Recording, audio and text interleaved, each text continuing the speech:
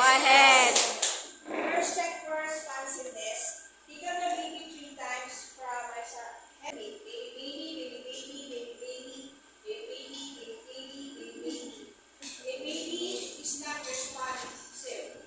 For help, activate medical assistance.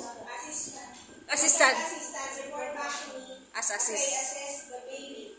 Check for ABC. Airway, breathing, circulation. Open airway in neutral position. Mouth and nose. Mouth and nose are clear, no obstruction seen. Check for breathing for 5 seconds. 1001, 1002, 1003, 1004, 1005. The baby is not breathing. Give 2 initial dose.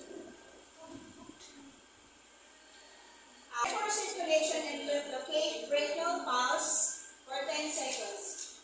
1001, 1002, 1003, 1004, 1005, 1006, 2007, 2008, 2009, 2010.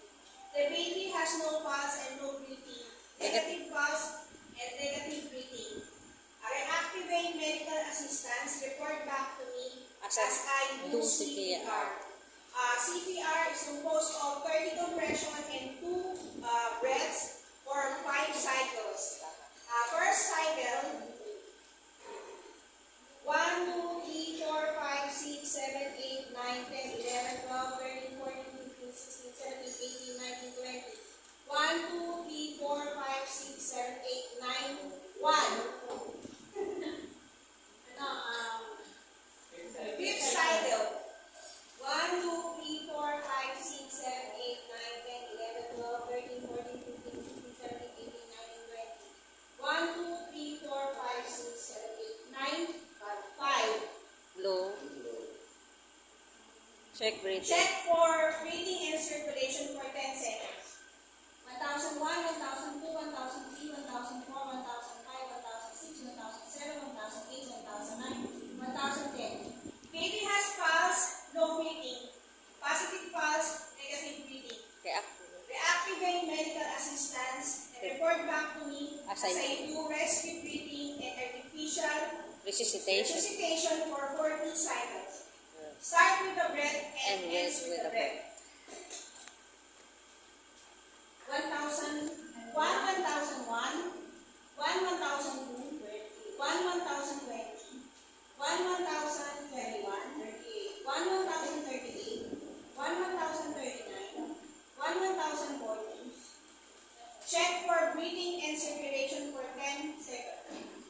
1001, 1002, 1003, 1004, 1005, 1006, 1007, 1008, 1009, 1010. The baby has pulse and breathing, positive pulse and positive breathing. The baby has revived. Reactivate medical assistance. Report back to me as I do head-to-toe examination. Check the head, no hiccup, no BLS. Neck, shoulder, chest, no hiccup, no BLS. Upper extremities, no hiccup, no BLS. Lower extremities, no hiccup, no BLS.